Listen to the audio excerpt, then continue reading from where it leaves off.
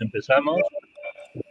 Buenas tardes. En primer lugar, le quiero dar la enhorabuena, por un lado, a las personas que han presentado, los compañeros que han presentado los datos del registro que como todos los años ha sido, y yo creo que ha sido un acierto presentarlo, porque es la forma de saber qué es lo que hacemos todos los nefrólogos durante todo este tiempo.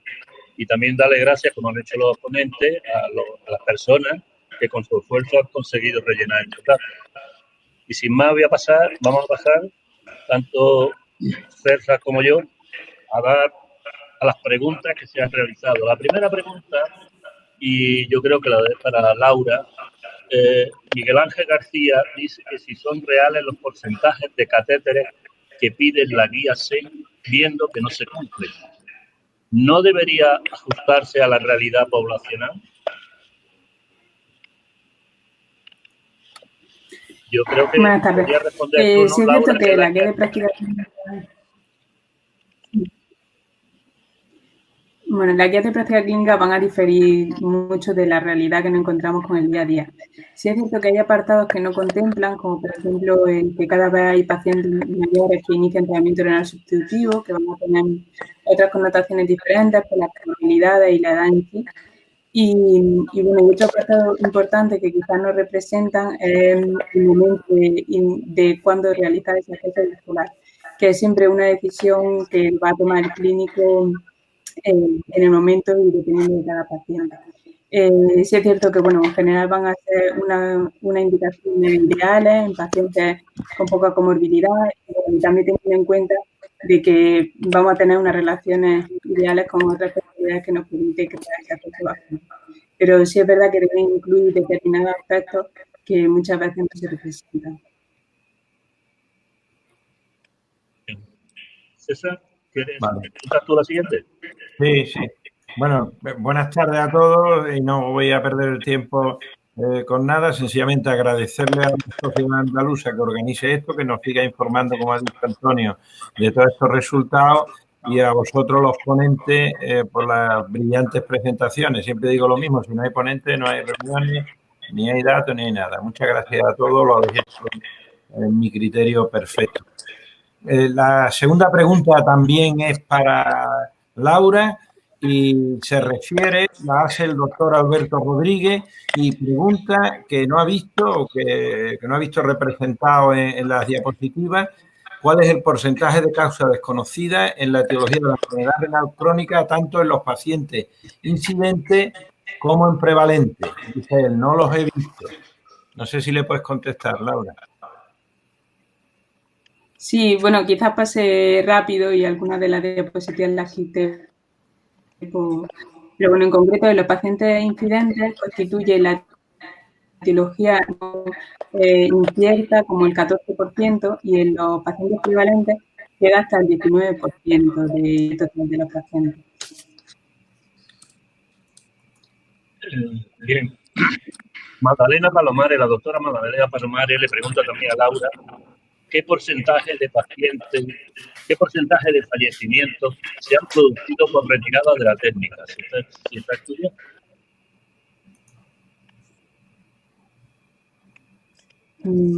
Sí, en concreto la retirada de la técnica llega como la causa de la muerte del 7,3% de pacientes.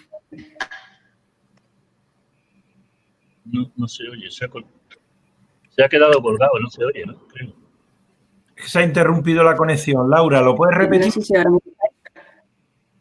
Sí, el 7,3% de los pacientes fallecen por la retirada de la técnica. Muy bien, muy estupendo. Ahora sí se escucha. Bueno, me toca a mí. Mira, y es dirigida al doctor Pedro Quiró. La leo literalmente porque es una pregunta algo compleja, Pedro. Bueno, primero la hace el doctor Rafael Santamaría de Córdoba, que todos conocemos, y primero os felicita a todos, a los ponentes de organización por la sesión. Y le hace dos preguntas a Pedro.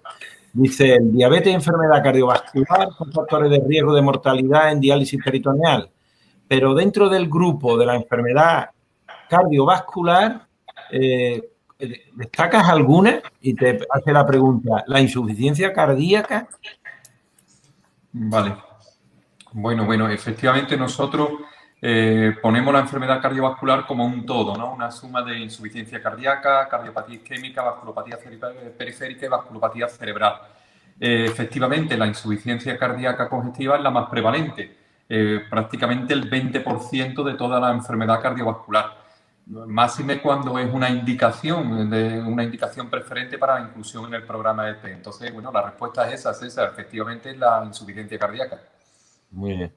Bueno, completo la pregunta, aunque no tiene realmente relación con la primera, pero dice el doctor Rodríguez Santamaría que al ser paciente con función renal residual, entiendo que se refiere a los que están en diálisis peritoneal, ¿podríamos plantearnos en estos pacientes el uso de los nuevos fármacos con beneficio demostrado en la supervivencia en población general, como los inhibidores SGLT2 o el sacubitrilo valsartán? Gracias. Bueno, yo sé que Rafa es un gran estudioso del tema del riesgo cardiovascular, ¿no? No hay datos concluyentes porque la mayoría de estos pacientes son excluidos de los estudios, ¿no? Bueno, si no hay problemas de seguridad, yo creo que se puede intentar, ¿no? O se puede intentar generar la evidencia. Con respecto al sacubitrilo valsartán sí tengo más experiencia, sobre todo por los pacientes cardiorrenales que están en la técnica, sobre todo aquellos pacientes con más filtrado glomerular, ¿no? O más función renal residual. Y en estos pacientes el beneficio que se obtiene con este fármaco es muy importante, ¿no? Con respecto al antidiabético tengo menos experiencia, menos respuesta para darle a Rafa, ¿no? Pero principalmente eso porque no hay datos concluyentes porque estos pacientes son excluidos. Y en cuanto al sacubitrilo valsartán, sí, un efecto beneficioso importante en los pacientes con más función renal residual en diálisis peritoneal. Sí, hay otra pregunta del doctor Alberto Rodríguez Benó, que yo creo que sería para Nuria, ¿no? ¿Qué va a hacer la SAN con respecto a la vacuna de los pacientes con insuficiencia renal crónica ante las autoridades sanitarias para que se consideren prioritarios? Bueno, pues sí, contesto yo a la pregunta porque efectivamente ahí tenemos noticias.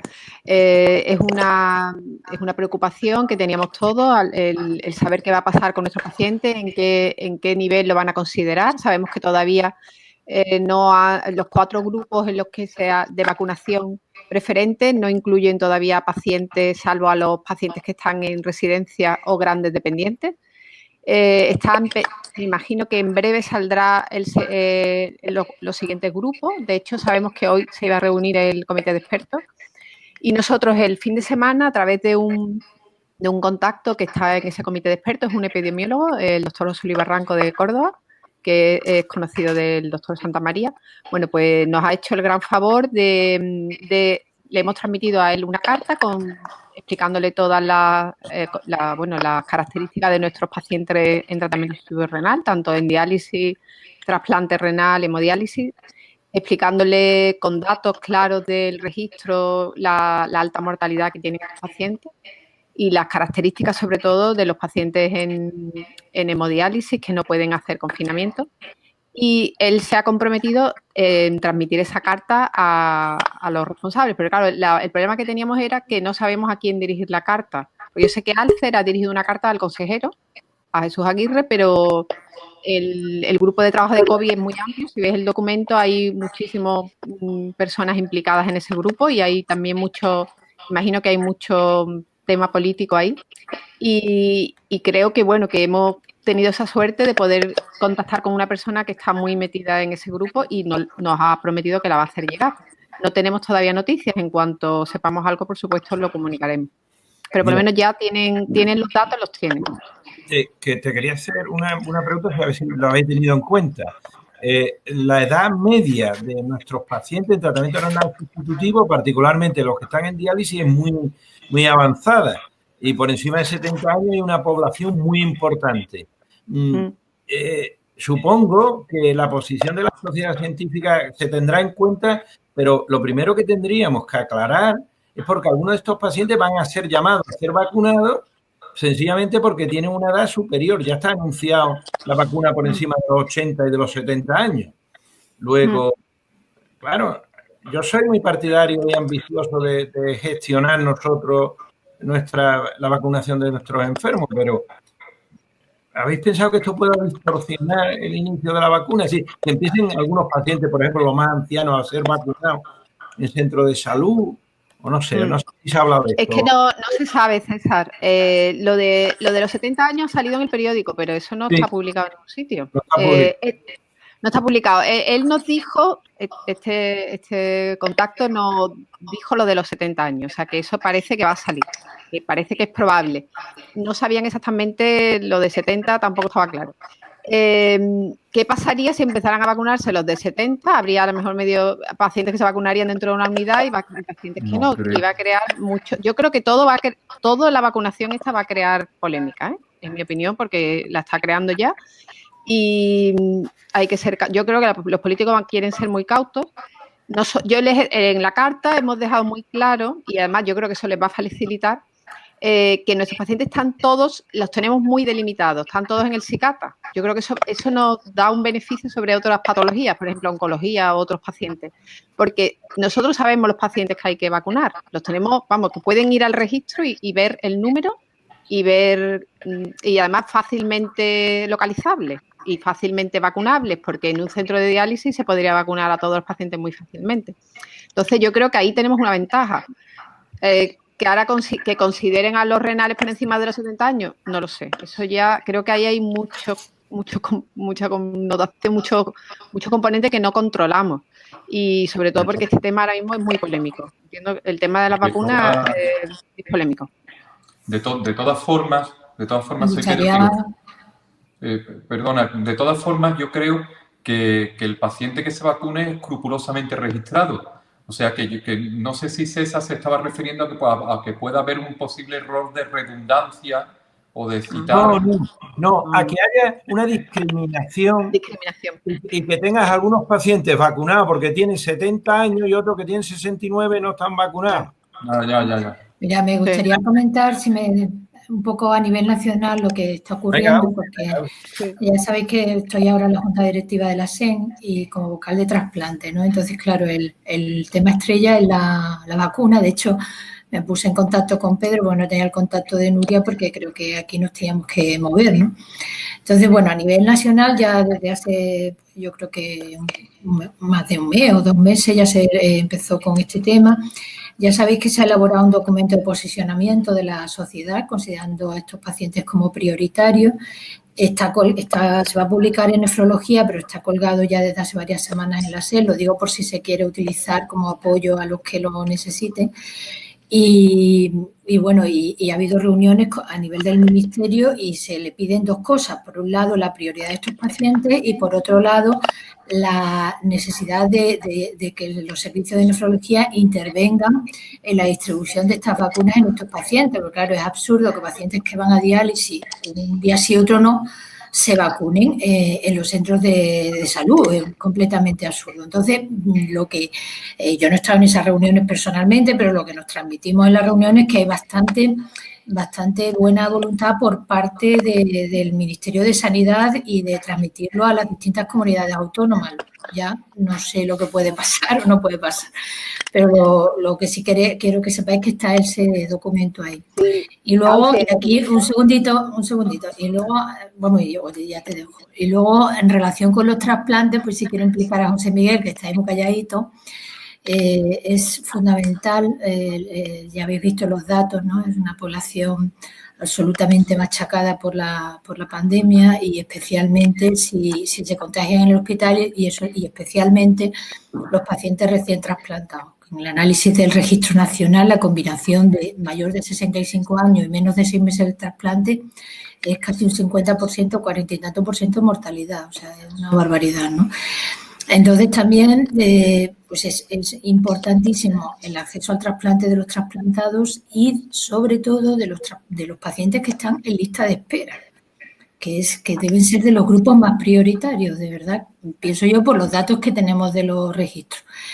A nivel de FACME, que ya sabéis que la Federación de Asociaciones de Científico-Médicas Españolas, donde está la SEN y donde está también la Sociedad Española de Trasplante, la SED, pues hay en la página hay documentos muy breves que son de mucha utilidad porque son pacientes tal, pacientes cual, y son para responder a una serie de preguntas y la verdad que está muy bien. Y ahí va a salir muy poquito el documento relacionado con los trasplantados. No hay con respecto al resto de pacientes que nos ocupan, a los nefrólogos, pero sí en concreto con los trasplantados, que lo hemos hecho desde la SEN, en este caso nosotros que somos los de trasplante, y la SEN, ¿no?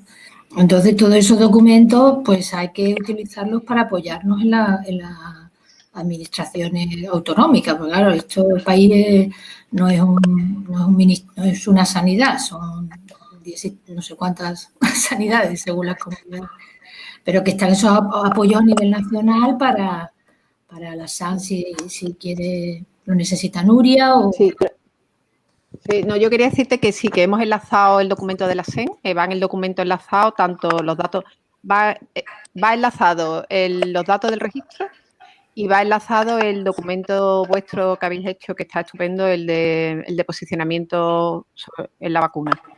Así que sí que tienen todos los datos, vamos, que si queréis, no he querido, el documento no lo hemos lanzado a todos los socios, pero está ahí, vamos, que si lo queréis ver, la carta que hemos mandado la puedo hacer llegar, ¿va? Están todos los datos realmente muy bien recogidos y con los enlaces a todo eso que has comentado.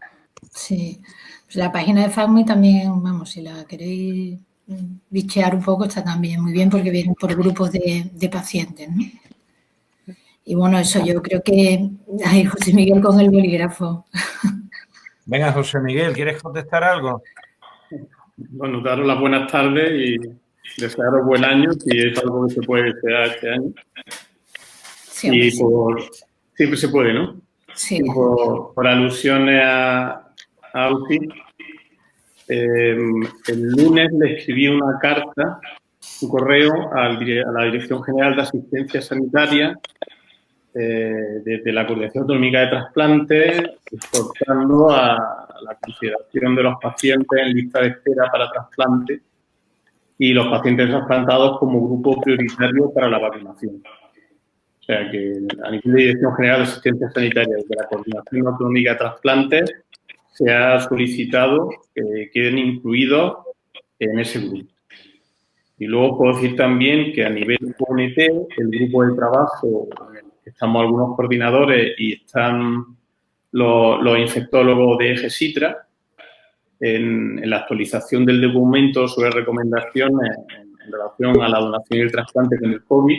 Hay un apartado específico sobre vacunación y las recomendaciones que van a salir, aunque el documento se está terminando de revisar, es que se considere prioritario a todos los pacientes que están trasplantados o están en lista de espera para trasplante. O sea, que será otro documento que en un momento dado se pueda también utilizar, como dice Auti, al final la pelea a nivel autonómico, ¿no? Porque las competencias están transferidas. Después del trasplante, creo que la recomendación es que se vacune a partir del primer mes y que no sean virus atenuados ni con vectores virales replicantes, ¿no? Y hasta hacía, creo, además, especial hincapié, no habéis comentado antes el tema de la edad, incluso dentro de los trasplantados, especial o en lista de espera, en dos grupos, especialmente en los mayores de 60 años y en los que tuviesen algún factor de riesgo cardiovascular como la diabetes. A eso va a salir unas recomendaciones ONT, CITRA, ¿vale? Que creo que nos pueden apoyar en esta línea, ¿no? Y ya os digo que también se ha escrito un correo, vamos, lo escribí yo personalmente a Diego Vargas para que se les considere grupo prioritario a nivel de vacunación. Es verdad que también, como habéis señalado, esto va a generar conflictos porque todo el mundo quiere priorizar a los que considera importantes y luego hay otros problemas logísticos. Sabéis que hace 2 o 3 horas la Comunidad de Madrid ha dicho que no sigue vacunando a sanitarios de primera línea porque tiene un problema de distribución y se tiene que centrar en los de las residencias. Con lo cual, imaginaos, ¿no? Estamos en Andalucía, que en principio, al ritmo que va, pero que parece que no está habiendo ningún stop, pues ya digo, estamos trabajando desde las catas y en cuanto esté el documento de la OMT lo utilizaremos para reforzarnos pacientes en lista de espera, como que estamos hablando ahora, claro, de la enfermedad renal crónica, pacientes en lista de espera para trasplante o pacientes trasplantados están en grupos prioritarios a la hora de considerar la vacunación contra la COVID. Bueno, creo que debería ir todos los pacientes, no solo, vamos, que me parece bien, pero que ahí deberían ir también los de hemodiálisis, sin duda. No podemos, y diálisis peritoneal. No podemos pedir para un tipo de paciente y no para otro. La mortalidad mayor ha sido los de hemodiálisis, no por encima de todos, ¿eh? Pero hay factores, ¿no?, que tú sabes también son pacientes más mayorcitos y habría que ajustar exactamente, habría que ajustar eso, ¿no? Sí, pero que efectivamente estamos de acuerdo en... Nosotros hemos solicitado para todos, no podemos hacer distinción dentro de la sociedad para un grupo, no. Vale. Hay un problema con el paciente trasplante. De linearia conformidad, como es lógico. Mira, claro. La vacuna, por ejemplo, de AstraZeneca, hay dudas de que pueda producir anticuerpos anti-HLA. O sea, que estos pacientes trasplantados deberían tener acceso especialmente a la de Pfizer y Moderna. O sea, que ese será otro tema. Bueno, esta pregunta la quería hacer. Mientras más se demore la vacuna, más vacunas de diferente clase va a haber en el mercado. Va a haber una polémica científica. Creo que seguro, aunque uno puede pensar que una vacuna le va a ir mejor o peor a los pacientes, estoy completamente segura que la mayoría de estudios de investigación con vacunas no han entrado a estos pacientes. Por tanto, será especulativo cuál es el mecanismo de protección inmune o no, o el riesgo. ¿Conoces algo tú que estudias tanto, Ausi? ¿Hay algún grupo en el mundo, en alguna parte del mundo, que esté estudiando qué vacuna utilizar para estos pacientes? Porque se nos puede dar, ya en España está la de Moderna y está la otra, son muy similares, pero la de AstraZeneca no es igual y está a punto de aparecer ya. Sí, ese es un problema, porque como tú dices, no ha habido ningún estudio, en el caso de pacientes de hemodiálisis y diálisis peritoneal es menos problema, porque en principio, bueno, realmente no sabemos cuál va a ser la efectiva ni en el grupo de pacientes nuestros, ni siquiera en la población general, yo creo.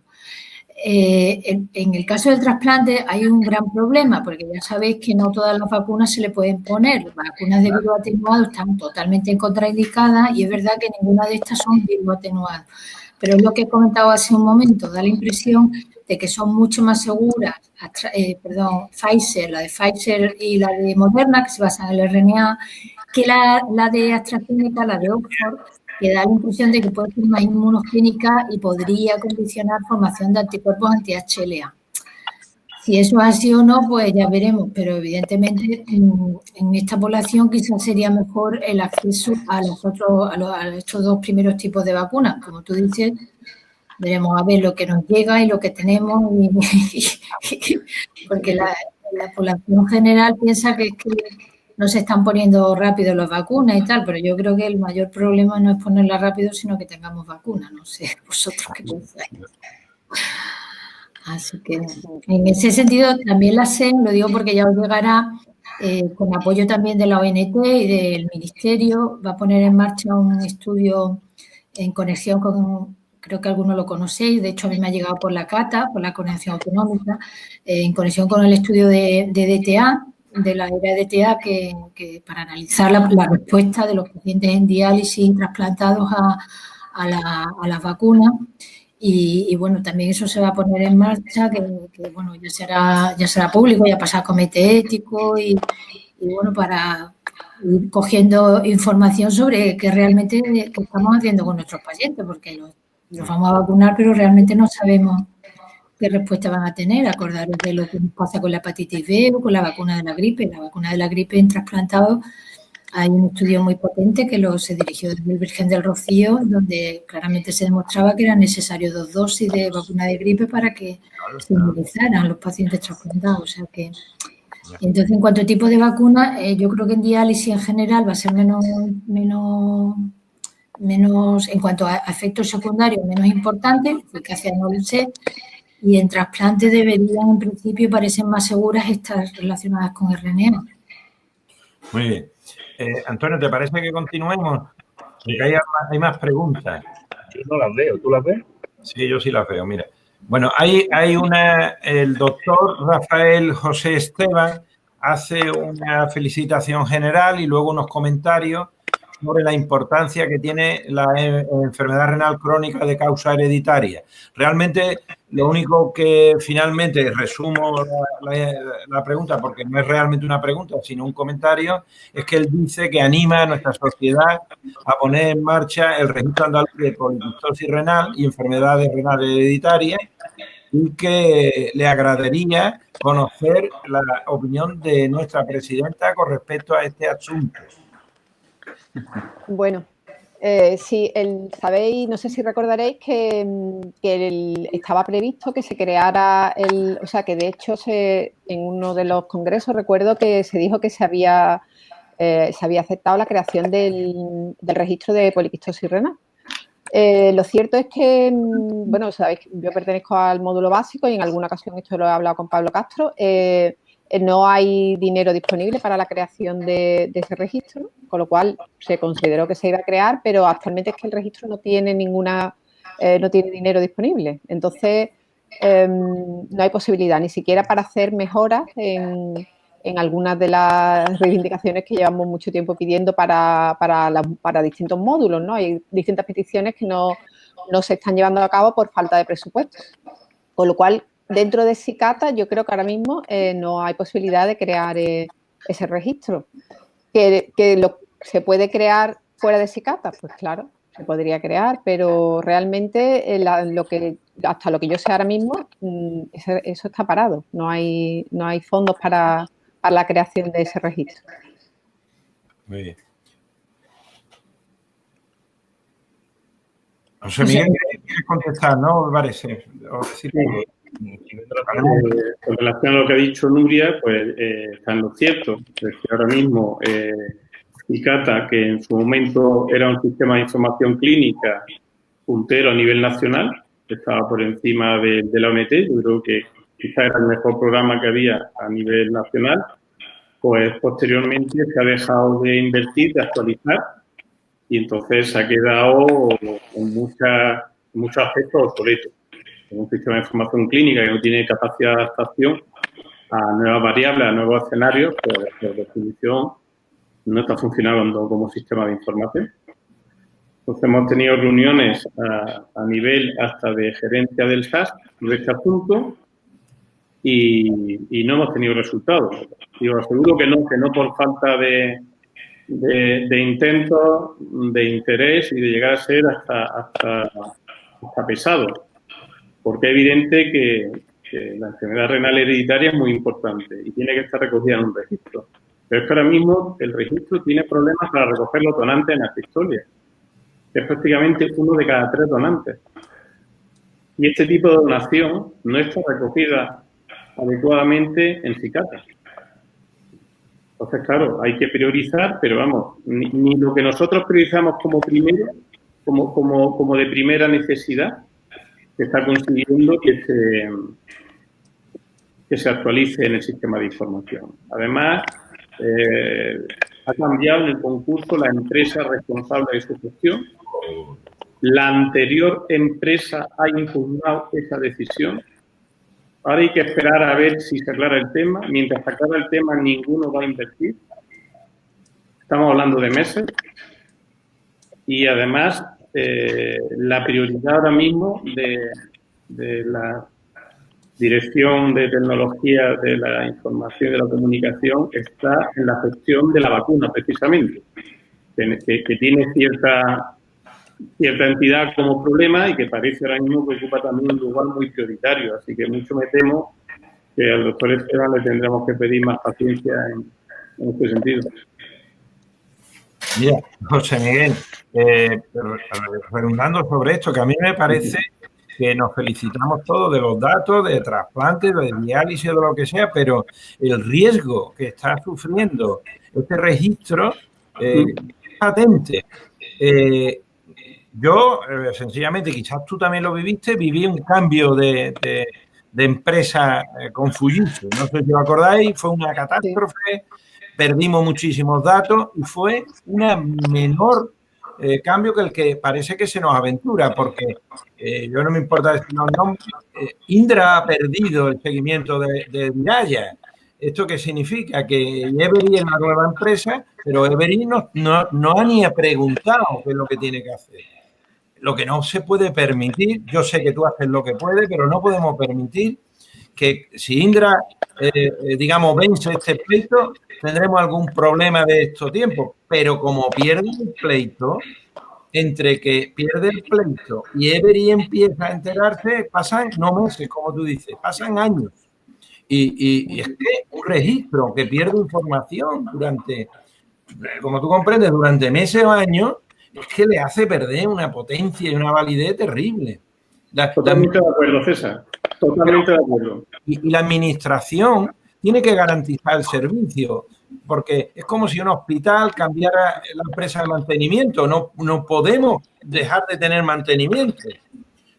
Esto es un servicio público. No podemos, ayudándote a ti, que eres un poco el representante principal de este grupo, exigirle al SAS que no puede abandonar en esta situación Sicata, porque esto es un servicio público y no se abandona un centro de salud porque cambie el servicio de mantenimiento o no para un servicio porque el jefe de servicio se vaya. Es un servicio público, no puede parar. No puede decir Indra, no atiendo esto porque he perdido el concurso y los otros no lo atiendo porque todavía no sé si lo he ganado. Es que es lo que está ocurriendo y lo sabes, José Miguel. Podéis preguntarle a Pablo si, mira, yo tengo de media entre 80 y 85 correos al día, porque además como tengo una doble vida, ¿sabes? Pues que me juntan. Pero de esos 80 a 85, te puedo asegurar que es raro el día que no tengo menos de 4 o 5 todos los días, Sí. sobre este tema concreto de Sicata. Y es, yo tengo 50 COVID ahora mismo en la UCI. Pues yo no estoy desesperado con eso. Es mi trabajo y sé lo que tengo que hacer y tengo los recursos. Con Sicata estoy desesperado.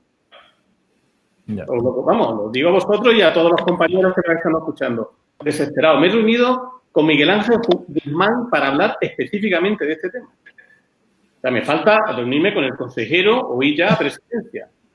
Mira, si la dirección correspondiente, por ayudar a algo. Termino rápido. Si delega en la dirección correspondiente, me reúno con la dirección correspondiente.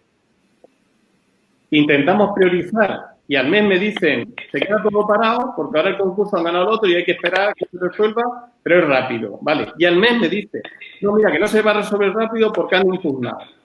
Y vuelvo a tener otra reunión y digo, mira, pero es que esto es básico. Y me dicen, sí, pero ahora estamos con las vacunas. Esto es continuamente. Ahora bien, que ahora es una propuesta, por abordarlo de otra manera diferente, decir, pues venga, la SAN y la CATA, claro, de modo conjunto, o incluso, a ver qué pensáis, la SATOT. Sí. La SATOT, sí. Digo, porque claro, es que este problema afecta a todos los compañeros, ¿no? A hacer presión por decir, mira, es que esto no puede ser, es que además estamos incumpliendo el compromiso de la comunidad autónoma con el Ministerio a la hora de asegurar el cumplimiento de los registros y parte de las subvenciones que vienen por ese criterio. Eso lo he argumentado, igual que lo estoy hablando con vosotros, con Miguel Ángel Guzmán. José Miguel, ¿no puedes organizar una reunión en la que podamos intervenir pues, los miembros de la SATO, de la SAN y... Por eso digo, voy a intentar eso. Vamos a ver si ese abordaje, pero que conocer el problema lo conocen perfectamente, es lo que quiero deciros. O sea, el contenido del problema lo tienen, la relevancia del problema la tienen. Ahora, pues que tendremos que apretarles más para que cambien en su orden de prioridades, lo pongan en otra posición. Si os parece, podemos intentarlo así. Bueno, vamos a ver. César, hay más preguntas. ¿Podemos continuar y este debate lo hemos tenido todos los años? No, pero tomo nota. O sea, no creáis que porque lo dejamos ya está, ¿vale? Además, Ausi me conoce que, hombre, y Antonio un poquito que suelo... Mira, solo decir lo que digo. Vamos a intentar organizar esta reunión, ¿vale? Pero solo una cosa para no... Dile. El rango de la normativa que está en boja, que regula el Sicata. Sí. Pero la sociedad andaluza La SAN es la depositaria de este registro. Está reconocida así por la utilidad pública de él. Es decir, que la SAN se puede presentar como parte muy fundamental en toda esta situación. Si queréis, la SAN y como Neso tiene un módulo específico, además la SAN. Ningún problema, más presión hacemos, César, Nuria. Vale. Ningún problema. Sí, sin problema. Yo cuando digáis... ¿Qué más quisiera que poder... Vamos, que no me tenéis que convencer de la importancia de esto, que yo lo que lamento es no ser capaz de daros respuesta a este problema, que es un problema muy gordo, insisto, y que no solo afecta, ahora, bueno, estamos en el foro donde estamos, pero pensar a nivel de donación lo que estoy diciendo. Es que la donación es historia, que es uno de cada 3 donantes, no podemos registrar los datos. Vamos a tener que obligar a los coordinadores a hacer un doble trabajo de escribir los datos de los donantes en Cicata y en Core para poder transmitir esa información a la OIT, porque no somos capaces de que Cicata adapte los nuevos programas. El programa de garantía de calidad ampliado, la mayoría de los ítems no hemos conseguido meterlos en Cicata. Hay que hacerlo aparte. Entonces, ¿qué tipo de sistema de información clínica es este? Pero es que bueno, vamos a ver, por favor, un momento. Es que llevamos mucho tiempo con esto. En las reuniones que hacemos físicas, esto se nos va a medir mañana discutiendo. Hemos discutido cómo se hacen los registros, quién paga los registros, y no vamos a discutir porque todavía hay preguntas. Yo creo que debíamos de hacer preguntas y esto sería para una reunión monográfica de algunos representantes escogidos y que se hable de este tema. Es que esto igual a la gente le interesa relativamente menos, ¿no? Vale. Me parece a mí, vamos, porque es que si no nos metemos y como son las 2 de la tarde y siempre pasaba, pues seguimos discutiendo de esto. ¿De acuerdo? Sí. Hay una pregunta que dice que hablando ya del registro, que si no se recogen los enfermos que están en hemodiálisis domiciliaria. Sí, yo creo que sí. Pero sí, no saben, ¿no? ¿Alguien puede responder? Sí. Yo te respondo, Antonio. Venga, claro que se recoge, es una de las modalidades de tratamiento que hay en el registro y recogido. Lo que pasa es que hasta hace 1 año y medio han sido muy pocos pacientes los que han estado en hemodiálisis domiciliaria y no he presentado los datos en el informe, pero sí los hay. Lo que pasa es que no es un número muy importante. Está creciendo, fundamentalmente en Granada, en Sevilla, en Córdoba también, y en Almería, pero no son un número muy grande. Y ya que tengo la palabra, podría hacer una pregunta a Pedro. Pedro, dime. Mira, de los pacientes que fallecen, de los pacientes que se transfieren a hemodiálisis, desde diálisis peritoneal, ¿tienes datos sobre la muerte precoz de esos pacientes? No, Guillermo. Una vez que el paciente sale de EP, sé que se transfiere a hemodiálisis, pero lo que pasa luego con el paciente no lo sé. No lo puedo saber en la base que analizo. No te puedo decir esa información. No sé si en el módulo de hemodiálisis, si se tiene la procedencia del paciente, se puede analizar esto, pero para nuestra base de datos no. Tengo hasta la salida, sé que se transfiere a hemodiálisis, pero a partir de ahí no sé qué pasa. Hombre, tengo recogido el fallecimiento. Si el fallecimiento es posterior, puedo ver si el paciente ha fallecido posteriormente, pero no analizamos esto, Guillermo. Vale. Muy bien, gracias, Pedro. De nada. Bueno, ¿Tienes tú alguna pregunta, César? Sí, hay otra pregunta. Mira, esta pregunta entiendo, Ausi, que es para ti. El doctor Miguel Ángel García pregunta, ¿existe algún estudio que apoye vacunar al paciente trasplantado sin saber efecto a medio largo plazo? Es que si existe, no, el estudio hecho, si es que no se han incluido estos pacientes, en ningún estudio, pero es la lógica, ¿no? Lo único que tienen 1000 estudios, entre ellos los nuestros, nacionales, de la alta mortalidad de estos pacientes. No tenemos tratamiento, la única arma que tenemos es la vacuna, con lo que o te lanzas a la vacuna o no tienes nada. Yo entiendo un poquito la pregunta. Esto es lo que se pretende hacer desde la SEN con la colaboración de la ONT, recoger datos en pacientes trasplantados y en pacientes en diálisis, a ver qué respuesta y eficaz y seguridad también, ¿no? Si existe efectos secundarios, todo eso es lo que se pretende recoger una vez que empiece la vacuna. La vacunación. Claro, yo creo que eso es lo que está preguntando Miguel Ángel, porque creo que va a ser una pregunta AUSI de los pacientes trasplantados. Si es segura la vacuna para ellos, ¿no? O si doctora me vacuno o no me vacuno, ¿no? Seguro que eso lo van a preguntar. Nosotros, el diario ahora mismo en la consulta es llamarte gente preguntando. Nosotros a todos le decimos que se trasplante, que se vacunen, ¿no? Trasplantados están ya. La gente no vemos mucha negación, ¿no? Lo que sí es verdad, claro, que esto está cerrado, porque normalmente llama el que tiene interés, el que no tiene interés no llama, ¿no?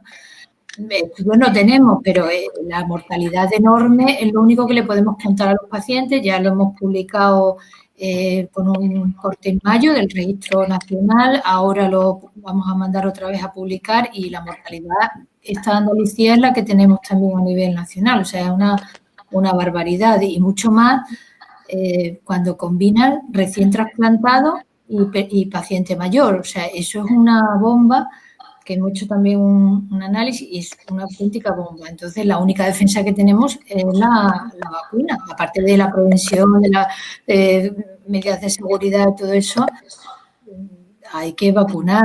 De momento no podemos saber ni eficacia. Hombre, en principio no tiene por qué haber mayores efectos secundarios que la población general, no tiene por qué. Lo que sí puede ser, lo más seguro es que pueda ser menos eficaz. Eso es lo que pretendemos estudiar. Vamos, nosotros a nivel de la EDTA, yo sé que también hay grupos en GESITRA que también quieren, o sea, que hay un movimiento por todas partes. Por ejemplo, a nivel local, yo haya o no haya estudios, ya hemos hablado con microbiología y vamos a estudiar a los pacientes nuestros que se vacunen, porque yo quiero saber si realmente se están inmunizando o no. Sí. Me gustaría hacer una reflexión, ya que estamos con reflexiones. Lo que presentamos, los datos que presentamos, deben servir para mejorar nuestra actividad asistencial. ¿No? Y yo ahí, que todos los años veo las mismas cifras en algunos apartados o ítems. Por ejemplo, veo que hay provincias que el número de catéteres permanentes o iguala o supera la fístula. Como han dicho antes en la pregunta, Miguel Ángel, la guía a lo mejor dicen otras cosas. Entonces, pero lo que no sé es si realmente es mejor tener más catéteres o menos. Porque, claro, se pone esa cifra y no dice más nada. Pero yo no sé, por ejemplo, cuál es la duración de un catéter permanente al año, cuánto se intercambia, cuál es el número de infecciones con respecto a una fístula. Pero, claro, poner los datos que ponemos me parece muy bien. Un servicio tiene una tendencia porque le va bien, porque le gusta, lo que sea, pero no tenemos datos generales para saber si una cosa es mejor que otra, si no aportamos más datos accesorios. Si no, todos los años estamos poniendo lo mismo. Si veis las cifras de este año, del año de los catéteres, estoy hablando, ¿no? Y eso se puede diferir a otras cosas. Catéteres, fístula, todos los años es la misma. Y yo no saco ahí de ninguna conclusión. No sé si os parece a vosotros que tendría que haber algo más para apoyar esto que queda siempre como una cierta duda, como lo han preguntado ahí un compañero. ¿Qué os parece? Totalmente de acuerdo contigo, Antonio. Yo creo que el registro, que es un registro básico, no lo olvides, es un registro básico que no se pueden meter todas las variables que uno quisiera. Pero con ese registro, con el que tenemos, sí se pueden identificar ciertos problemas a los que habría que ir a analizar para tomar decisiones concretas. Eso hay veces que se choca muchas veces en la administración con hacer juicios sobre los datos que obtenemos del registro, porque son diferencias provinciales, porque lo analizamos a nivel provincial, no lo hemos analizado a nivel hospitalario o a nivel de área o a nivel de zona, lo analizamos a nivel provincial y eso precisaría mucho tiempo de análisis, mucho tiempo de nueva recogida de datos que, contando con la discusión que teníamos antes con el registro, pues ahora mismo es imposible, ¿no? De todas maneras, hay algunos datos en que los catéteres desde el punto de vista de adecuación a la diálisis, no parece que sean tan malos. Por lo menos los datos que están recogidos, la adecuación a la diálisis con los catéteres parece buena. Ahora, estoy de acuerdo contigo en que no sabemos cuántas infecciones se llevan a los pacientes por delante o si hay concretamente algún tipo de diferencia en el trato, pues incluso desde el punto de vista de género, ¿no? Con respecto a estos temas de diálisis.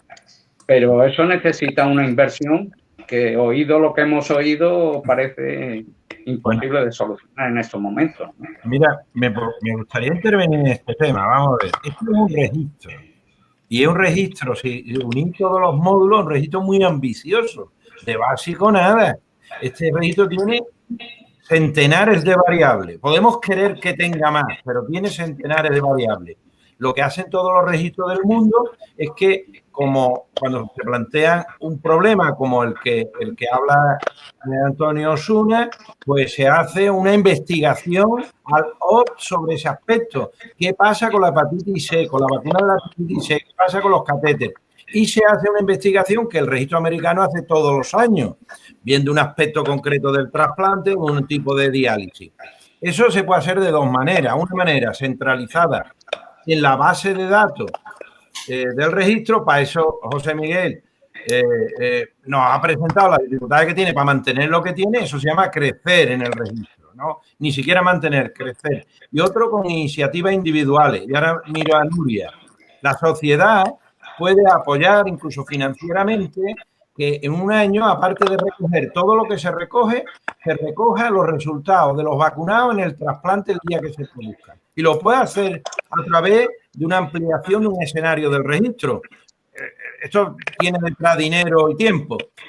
Se puede hacer centralizado, autonómicamente centralizado, se puede hacer por un grupo de investigadores y un procedimiento financiado. Y esto es lo bonito de los registros. No solamente recoger, sino levantar la inquietud de profundizar en una investigación en concreto. Y así además el registro avanza y crea nuevos escenarios que tienen interés. Pero yo no quiero ser pesado. Tenemos que garantizar que el registro siga, porque es que si no, no me sirve ninguna ambición de progresar si no mantengo lo que tengo. El trasplante tiene unos datos maravillosos que seguro, y miro a Ausi y a Miguel, todos no están explotados. Seguro que no habéis podido, no ha dado tiempo.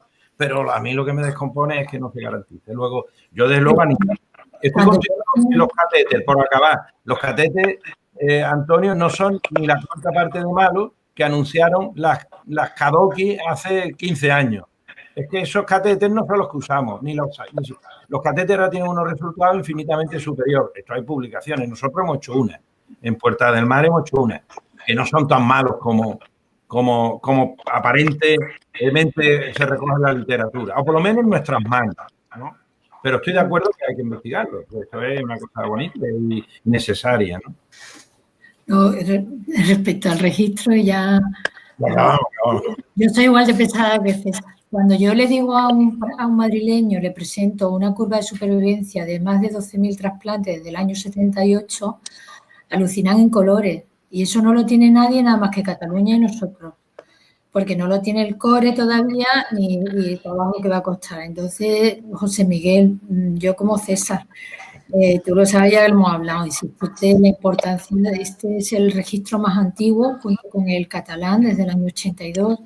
Es impresionante la información que tiene y que aquí estamos para, si quieres, que nos reunamos con alguien o que, pues aquí estamos para intentar transmitir es que hay un cambio de administración y lógicamente les ha pillado esto del COVID y todo queda en segundo, pero como dice César, esto no puede dejarse, es que es una herramienta de necesidad sanitaria básica, vamos. Totalmente de acuerdo. Así que aquí nos tienes por parte de las patologías. No, ya nos ponemos de acuerdo, vamos, nos escribimos, por no, muy tanto, no nos va a regañar Antonio otra vez. Sí, ya veo. Es que como esto es repetitivo año a año. Bueno, pero yo creo que es verdad que hay una nueva administración, hemos tenido la mala suerte del COVID, pero hay que ser pesado. Y sí, que yo creo que hay, cuando ves la rama de la buscas en el organigrama y tal, hay gente que se dedica a la información en la consejería. Y a lo mejor hay que reunirse con... Pasa que a veces es difícil saber con quién hay que reunirse. Yo no sé. ¿No sabes? Seguro. ¿No sabes con quién? Confía en mí porque... Vale. Ya anda. Pues si no, además, para no equivocarnos, aquí lo tienes que ir al jefe. Y ya cuando le dices al jefe, oye, que es que nos están poniendo colorado en la ONT. Entonces el jefe llama por teléfono. ¿Quién se dedica a esto? Y entonces te lo pasa. Mira, este es el teléfono, llámale y arreglamos. Esa gestión se ha hecho. Vale. Yo creo que es, lo estáis comentando, y vamos a ver si de modo sinérgico a nivel SATO, SAN y CATA podemos conseguirlo. Es decir, mira, subirlo 3 o 4 escalones en la jerarquía de actividades. Pero que conozcamos, que la persona que tiene que tomar las decisiones conoce el problema y conoce el peso específico del problema. Aún así, en su jerarquía de priorizaciones no hemos conseguido que cale más. Vamos a seguir peleando. Vale. De todas maneras hay una cosa que ha dicho César y que yo planteé en la Comisión de Calidad de Hemodiálisis, dentro del seno de la comisión, cuando presenté los datos que os he presentado hoy, y era pedirle precisamente a la SAN que financiara algunas cosas que se podrían hacer de manera automática, como estos datos del registro, que nos llevan todos los años a algún miembro de la comisión un tiempo considerable en sacar esos datos, automatizarlos, de manera que pudiéramos llegar a un análisis y a trabajar sobre datos o problemas más concretos, como decía César. Yo decía básico porque no llegábamos a unos niveles muy... el registro es inmejorable, inmejorable en lo que hay universalmente. Muchas veces nos piden los datos Europa para nosotros y somos una parte fundamental y una fuente fundamental del registro europeo. Entonces, el registro es fantástico. Ahora, aunque no consigamos financiarlo para mejorarlo y para incluso mantenerlo, lo que sí debemos de llevar a todos los que nos metemos datos en ese registro, que sigamos metiéndolos, por lo menos quedarnos en donde estamos. Porque esta conversación que hemos tenido o discusión puede llevar a un desánimo a aquellas personas que estaban metiendo los datos en el registro. Y me parece muy injusto, ¿no? Y un poco incongruente incluso. Gracias. Correcto. No hay más preguntas, me parece. No hay más preguntas. Si os parece, son las 7:20, creo que no hemos pasado como corresponde a cualquier mesa o reunión médica que se precie, más de una hora, y si os parece, pues despedimos. ¿Te parece, Nuria? Despedimos esta sesión tan interesante. Nada, solo agradeceros a ti como representante de la sociedad y presidenta y a todos vosotros, verdadero espíritu y alma del éxito de esta reunión, que seguro que la tengo entre los compañeros. Muchas gracias a todos y buenas noches. Pues muchas gracias, buenas noches. Muchas gracias. No fiéis ahora con la vacuna, ¿eh? Los médicos, después de la primera vacuna y antes de la segunda. Tenéis Cuidaros mucho. Y tú, José Miguel, que está aquí en primera. Cuidado. No, yo tengo los multiresistentes, los tengo todos ya entrenados, no hay problema.